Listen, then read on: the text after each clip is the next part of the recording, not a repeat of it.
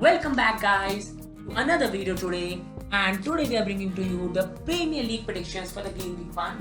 This is a series which we are going to continue till the end of the season, where we are going to predict every game week from 1 to 38, and this is going to be a very exciting season. So today I give my opinions on the result. I think which team is going to win, which team is going to lose, which fans unfortunately might have to spend the rest of the day thinking about their team could have done this, that. There's other fans will make opinions, our team is going to win the Premier League. So finally the Premier League hurrah, the bonanza is finally on our hands.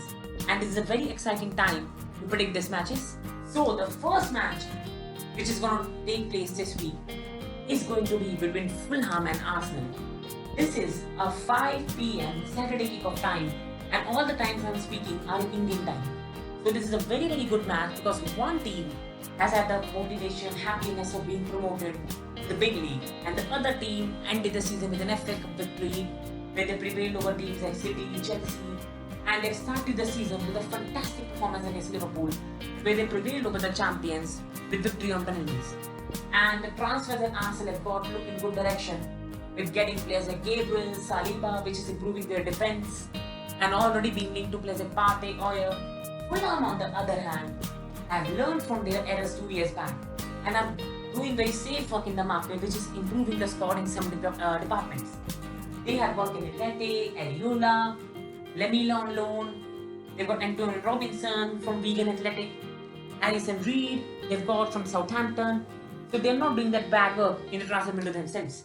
With players like Mitrovic who are very experienced, this won't be an easy match for Arsenal. But with the record that Arsenal have got at Craven Cottage, with winning their past 3 matches at an aggregate of 9 goals to 2. Especially, I think I can remember the last match, it was Fulham 1, Arsenal 5, where Ramsey ran the show and Arsenal absolutely battered Fulham.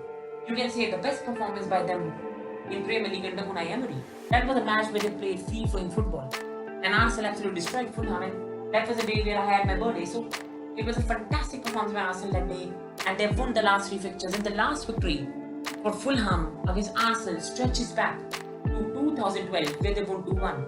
So I think this is a match where I think Arsenal will have just too much quality, especially with no fans.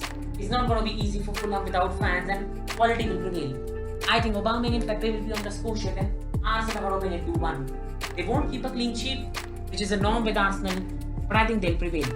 The second match this week we have got is between Crystal Palace and Southampton. Now you'll be surprised, but I think this is one of the most intriguing matches this week. Crystal Palace on one hand are a team which are absolutely horrible on the opening day. But then they are facing Southampton, who even are more horrible than them on opening day.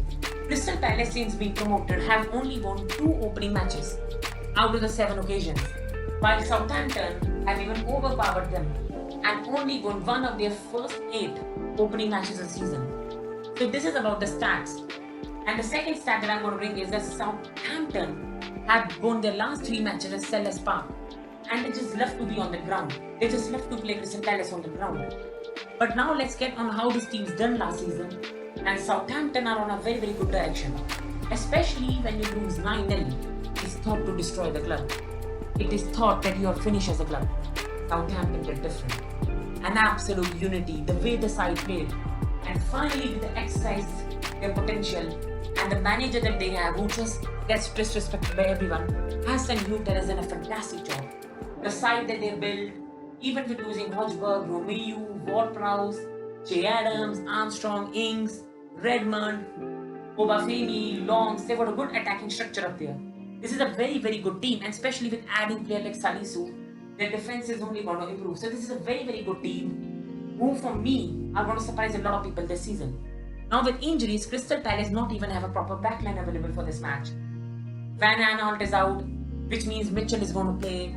In the middle, Sako is out, Cahill is out, which means Kaute and Spodan has to play.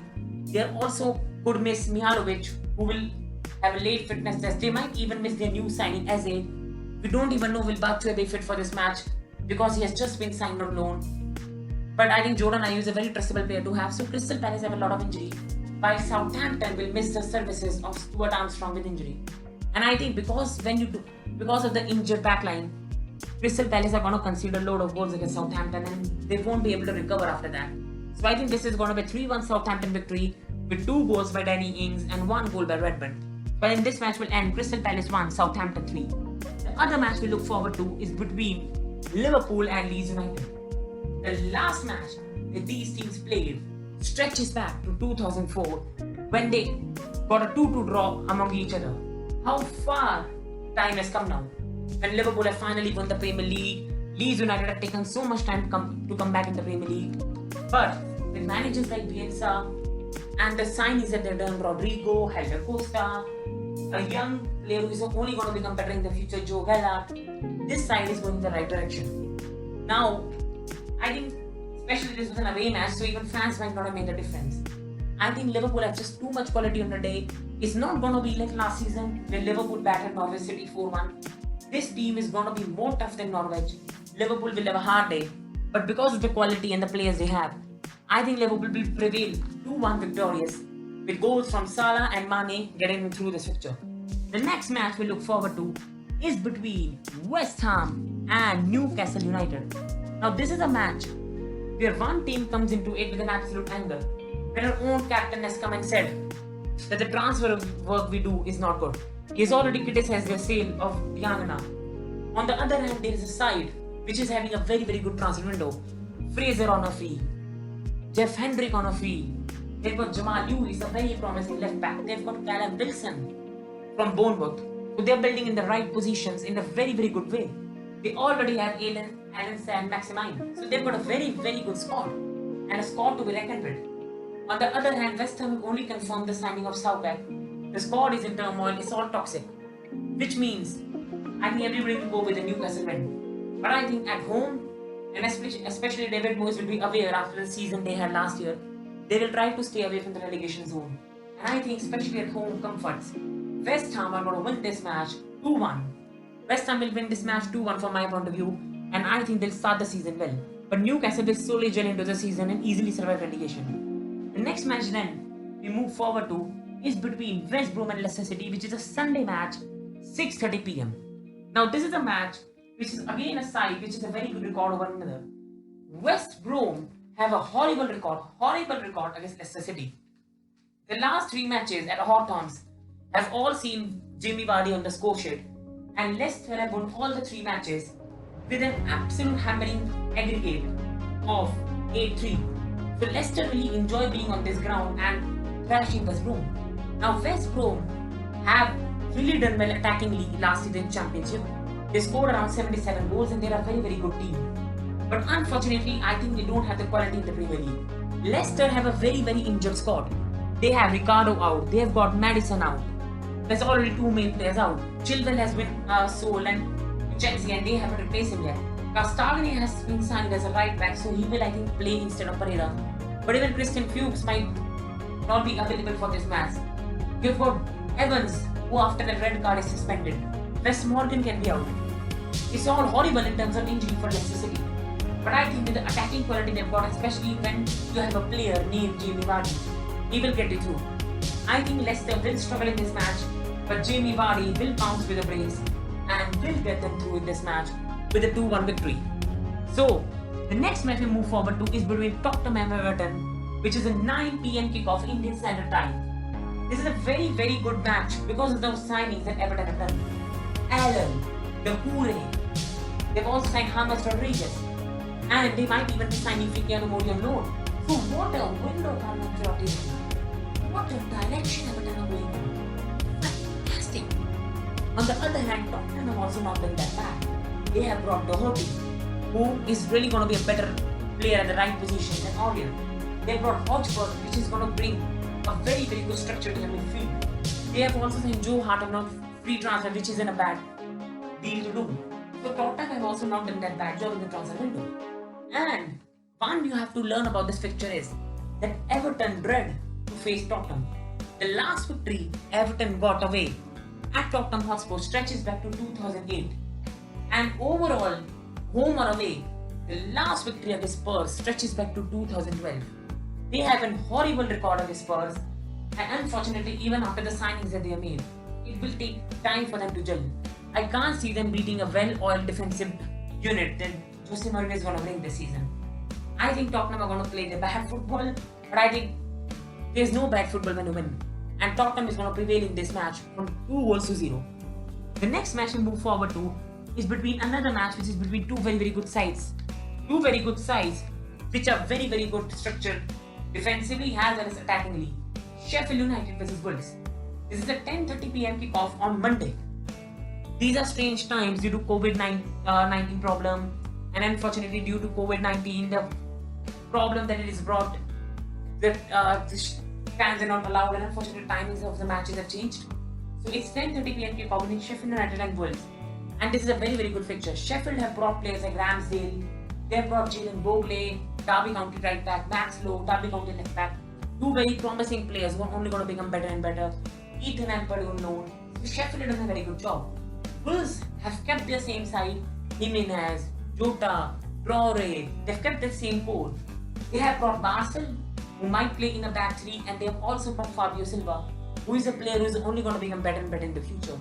So both sides are very good, both sides are very structured, and this was for me the hardest fixture to predict. But I think Sheffield United will prevail as 1-0 winners in this match, keeping a clean sheet.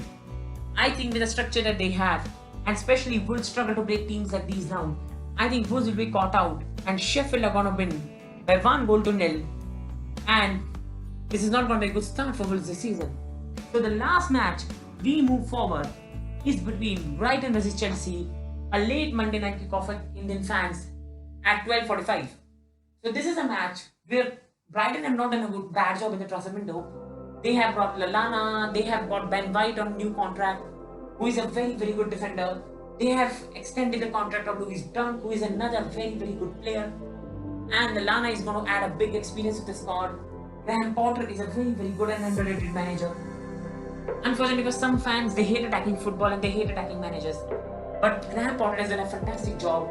And for me, Brighton have done very good work this window. Then we move on to another side, which has just done a FIFA career mode upon us.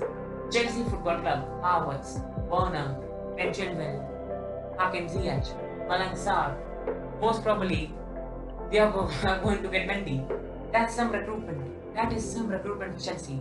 They are a very good side. And even Thiago Silva, who is really going to improve their defense. These are some fantastic additions by Chelsea this summer, and they're going to be very strong.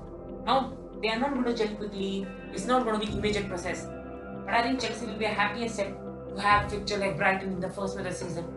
Chelsea always enjoy going to the MX Stadium, where Chelsea have won the previous 3 matches. Chelsea have won 4-0, 2-1 and a 1-1 draw, where Jahan Bakhsh scored a stunner. So Chelsea have a good record, and even then, even missing some players, Chelsea still have players like Hudson-Odoi. Chelsea still have players like Timo Werner, Tammy Abraham, Oliver Giroud to get them out of it. So I think Chelsea are going to win this match 2-0 with a brace from Werner. And I think Chelsea are going to start the season very well. And I just can't wait for the Chelsea vs Liverpool match on 19th September. So this was a Game Week 1 prediction. Hope you all like it. Even if you disagree, please leave your prediction in the comment section below. Please like, share, subscribe, and please hit the bell notification button for getting notification of my new videos. Thank you so much guys, and I hope you enjoyed it.